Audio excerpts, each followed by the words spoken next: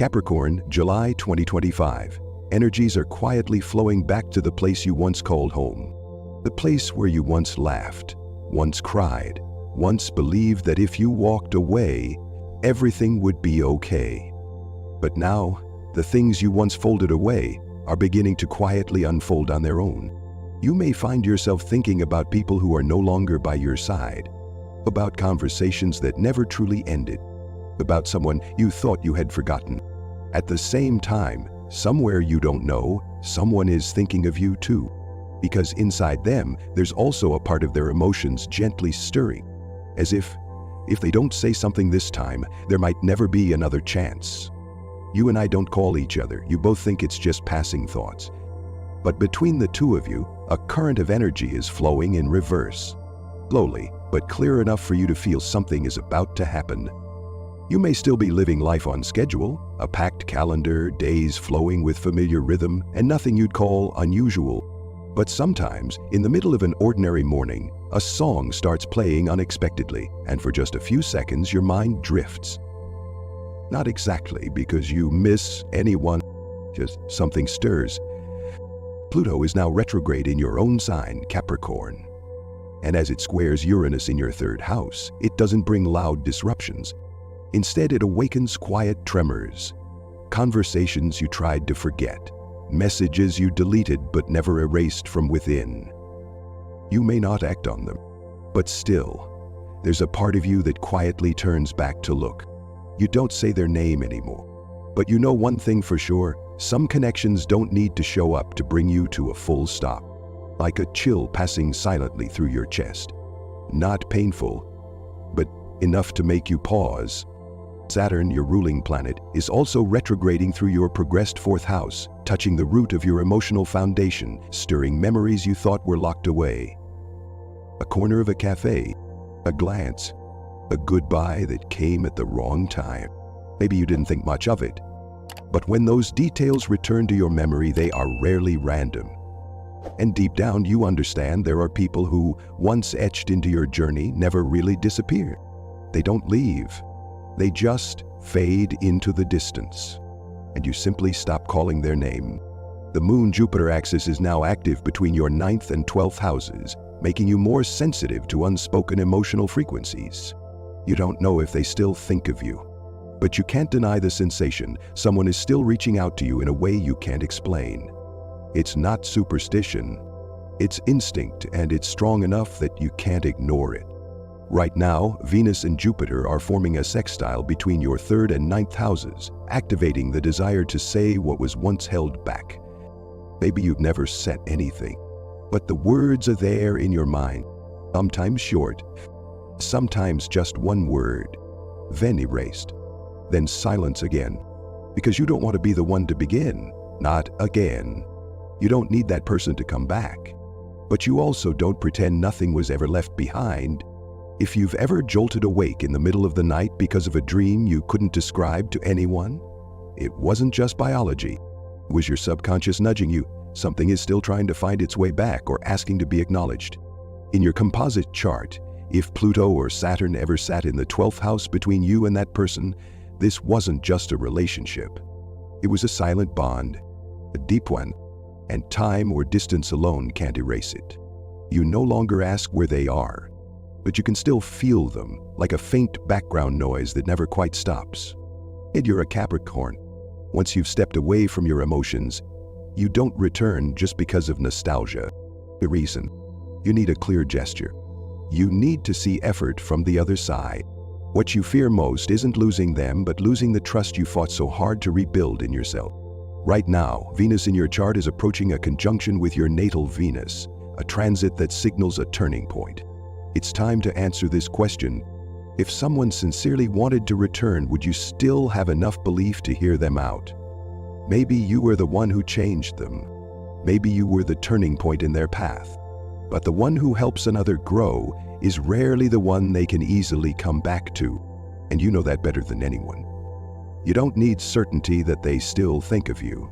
But if there's something inside you that still isn't closed, astrology isn't asking you to act. It's only asking, are you ready to face that connection one more time with clarity? There are relationships that pass through like the wind. But there are also connections that even after they've ended, leave behind something like a fingerprint on your life. Or Capricorn. If you've ever been deeply bonded with someone and now even without contact you can still sense their vague presence, astrology doesn't call that imagination. It's the aftershock of a karmic tie. In the composite chart between you and that person, if Pluto or Saturn once appeared in the 12th house, or if slow-moving planets like Neptune, Jupiter, or Uranus formed aspects in the 4th or 8th houses, then this connection wasn't just emotional. It was something marked from a deeper layer of existence. You may have met them at the wrong time. You may have understood them before they even understood themselves. You may have entered each other's lives without a clear reason and exited without a real ending. And now, with Pluto retrograding in Capricorn, your own sign, it's not just a period of emotional cleanup. It's a time when karmic threads rise again, prompting you to ask yourself, did that really end, or was it just folded away too soon? The North-South node axis is moving toward your 4th house, the house of memory, roots, and safety. When this happens, you may begin to feel a certain kind of lack that's hard to describe. A sense that something was supposed to happen but was stopped halfway through. And that, in essence, is how karma works. It doesn't urge you to act. It simply makes it impossible to pretend nothing ever happened. If you still feel like that person is lingering somewhere, not present but not truly gone, then perhaps this wasn't just a romantic relationship, but rather a reincarnational path that was left unfinished. And this month, astrology isn't asking you to forgive or to return. It's only asking one question. Maybe this time isn't for starting over, but simply to understand why it had to end with clarity, and no more loose ends. Late June has opened a small doorway, just enough for the two of you to see each other again, no longer through memory. The moon will return to Capricorn, passing directly over your natal Saturn, and that's no small thing. It's the moment when long-suppressed emotions rise to the surface, clearly, intensely, and no longer easy to swallow back down. At the same time, Venus, the planet of emotions, is in Cancer, forming a harmonious trine with Saturn in Pisces. A rare connection, because Saturn doesn't open its heart easily. But when it receives a signal from Venus, it begins to soften, slowly but genuinely. And what matters is this: the aspect doesn't explode into passion, but instead inspires those who've been hurt to want healing, to want closure, to want to say what they once held back. If there was someone in your past who hesitated out of pride, who held back thinking you wouldn't need them anymore, they're reconsidering now. And not just in thought. They're weighing the idea of sending you a message, an invitation, or simply a subtle signal, just enough to see whether your heart is still open. Mercury, the planet of communication, has just left Gemini and entered Cancer. This shift turns sharp words into soft honesty. You'll see more messages like, "Hey, how have you been? Still got the same number." Because this person can no longer handle thinking of you in silence. They're waiting for a sign, and they need to know. If they reach out this time, will you push them away or step closer? Don't be surprised if something happens between July 1st and 6th. In astrology, when several planets move into your 3rd house, the realm of messages, communication, personal exchanges, and simultaneously touch the 5th or 7th house, the realms of emotion and connection, a meeting becomes very likely. Not planned, but perfectly timed. If you do meet again, it might be at a familiar cafe, a street corner you've passed together, a place where you once laughed and then walked away in silence. And this time, when your eyes meet, the look won't say, "How have you been?" It will say, "Why did we wait this long?" However, because the planets are moving through water signs, Cancer and Pisces, if the emotions break, they'll break hard. You need to be ready, because they're not coming just to talk. They're coming because something inside them has shifted, like an emotional earthquake. They've dreamt of you. They've imagined what it would mean to never see you again, and they can't bear the distance anymore. But if you stay silent, if you give no signal, they may retreat to their safety zone, and this time they'll lock it tighter. Feeling invigorated, are you still thinking of them? Still feeling something unnamed inside you, quietly asking to be spoken? If yes, then remember July is no ordinary month. It's when the energies of water and earth combine to create a gentle vortex, the kind that softens hearts, the kind that makes those who've been distant want to return. But only if both doors are open. July brings a window of opportunity. But if you don't take it, August will change the tempo. A new cycle is coming, and it won't carry the tenderness of Venus in Cancer anymore. By mid-July, Mars moves into Leo, a space of ego, pride, and blazing selfhood. At that point, even if they still miss you, they won't be soft anymore. They'll return to their world, full of goals, work, and emotions kept hidden. And so will you. As Mercury moves away from Venus in transit, what you once wanted to say may fall silent again.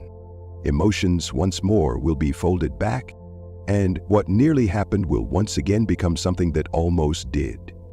Especially for Capricorn, as your 7th house of partnership begins to feel pressure from Uranus, your patience for half-hearted efforts will vanish. A part of you will start to close, not out of anger, but because you can't stay in a place where no one really steps forward. And if no one speaks, no one moves, this connection may be wrapped up like a gift with no recipient. The feelings will still be there, but no one will have the hands to open it anymore. This is what astrology is warning.